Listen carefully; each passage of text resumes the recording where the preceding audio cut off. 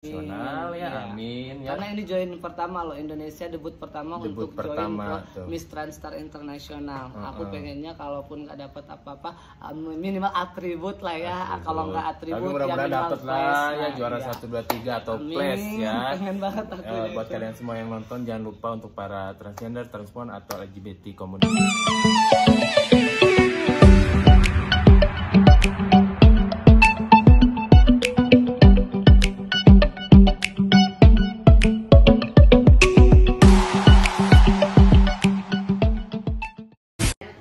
Halo Sobat Hexa, welcome back to my YouTube channel Hexa Vlog. Sekarang gue mau wawancara nih salah satu pemenang Miss Queen Indonesia tahun kemarin. Siapa dia itu? Neng Olin. Oke, di sini kita langsung sama Neng Olin. Neng Olin ya, kalau Instagramnya itu Neng Olin William. Oh, kalau aku itu bacanya itu Nengo William. Jadi kadang suka susah nyebut namanya itu Nengo. Nengo ada Batak gitu ya. Coba Olin kenalin dulu dong Olin. Hai, my name is Olin Devina. Saya second runner up Miss Queen Indonesia 2020. Oke, jadi Olin ini juara 3 Miss Queen Indonesia tahun 2020 kemarin. Nah, karena tahun kemarin itu kan aku udah interview Kezia sama Karin.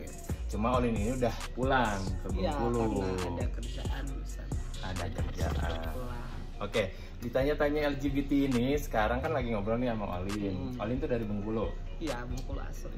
Berarti Olin di sana udah kemot ya? Udah, kalau di Bengkulu semua orang udah tahu sama aku karena aku kerjaanku di sana dan usaha juga ada di sana. Oh, punya usaha apa di Bengkulu? Aku di Bengkulu aku punya salon, punya wedding organizer juga, terus ada kos-kosan walaupun sedikit. Banyak ya usahanya. Terus kalau kata orang sama sekarang seperti entrepreneur lah ya, Oh, tapi nggak terlalu yang wow banget, tapi cukup untuk kehidupan aku sama menghidupi keluarga aku lah seperti itu. Bagus. Jadi sebagai seorang LGBT yang sudah atau transgender yang sudah merubah Iya.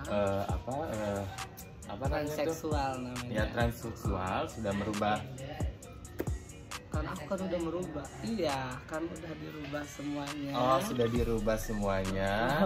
Jadi ini adalah kemandirian ya, mempunyai usahanya aja nggak satu, tapi berbagai macam usaha itu adalah salah satu kemandirian dalam hidup kamu.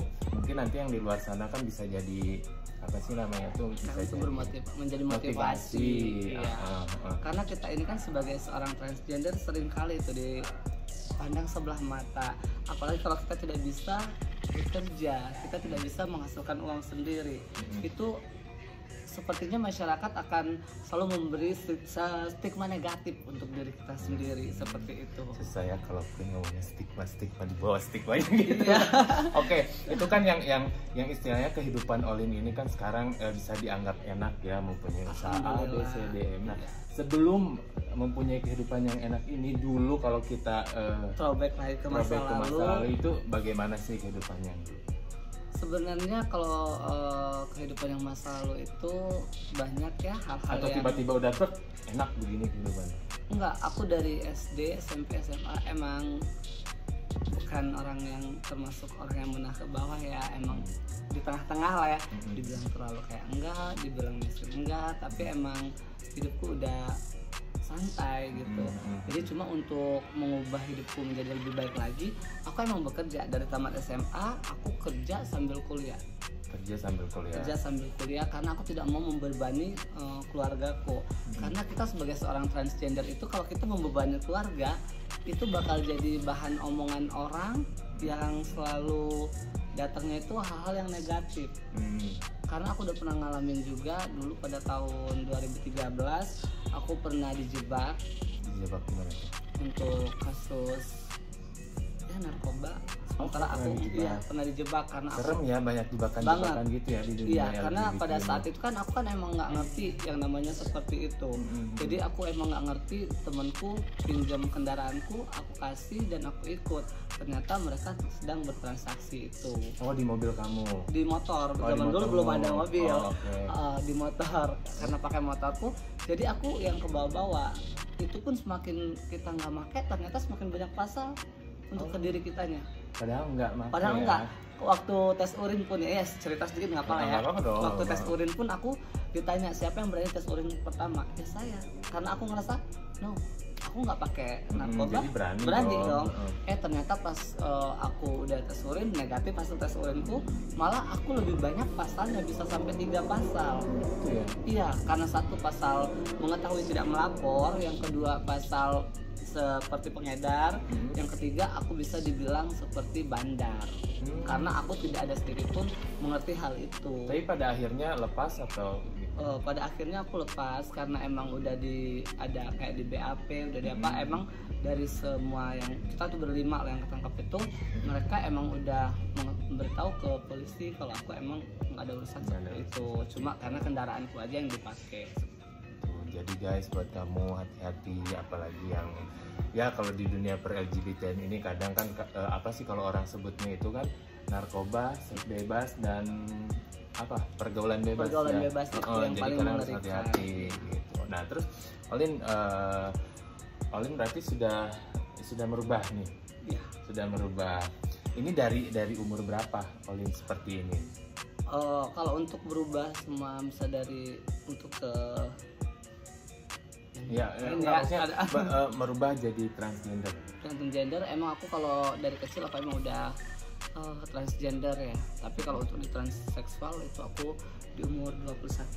Umur 21. Sekarang umurku 28. Terus waktu bebencongannya dari umur berapa? Bebencongan aku dari SD. Oh, dari SD. Iya. Dari kecil emang udah bebencongan. Dari SD aku pun kelas 2 SD, kelas 3 SD aku udah ikut lomba dangdutan. Ada ikut lomba dangdutan. Iya, acara 17-an aku nggak ada ikut lomba yang kayak anak-anak ada balap sepeda. Aku enggak. Nari. Ya nari, kayak ada lomba joget gitu kan. Karena emang udah menjadi ya kayak aku pikir aku adalah seorang perempuan gitu. Oke. Terus kan kemarin ini kita flashback ke tahun kemarin Olin 2020, ikutan Miss iya. Queen ya.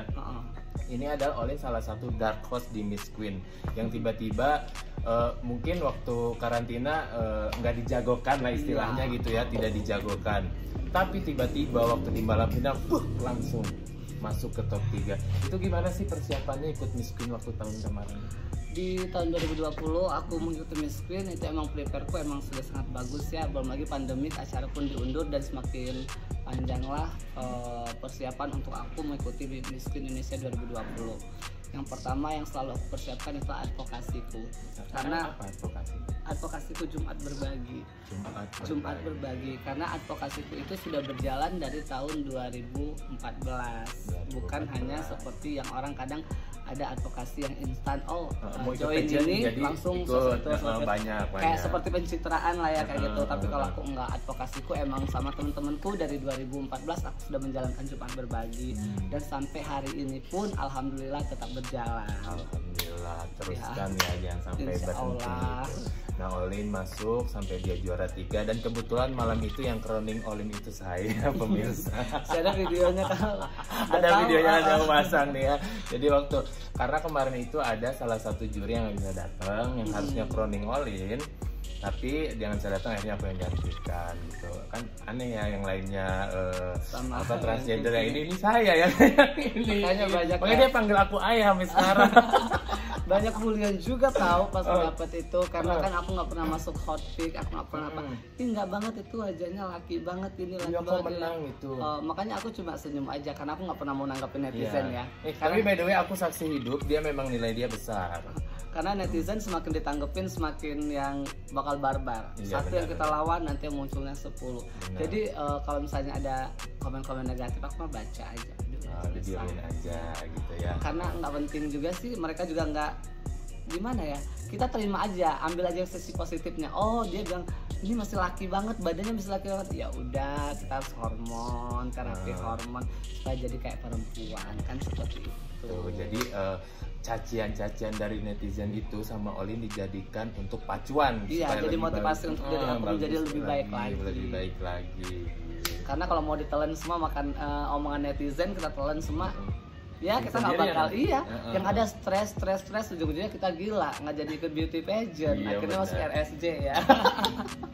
Nih Olin juara 3. Oke, sekarang kan kemarin itu Olin juara 3 dan dari organisasi memilih Olin untuk maju ke tingkat yang lebih tinggi. Ya, di ajang internasional. Apa itu ajang Di Miss Transtar International 2021, tapi diundur acaranya ke bulan Maret 2022 karena masih pandemi kan.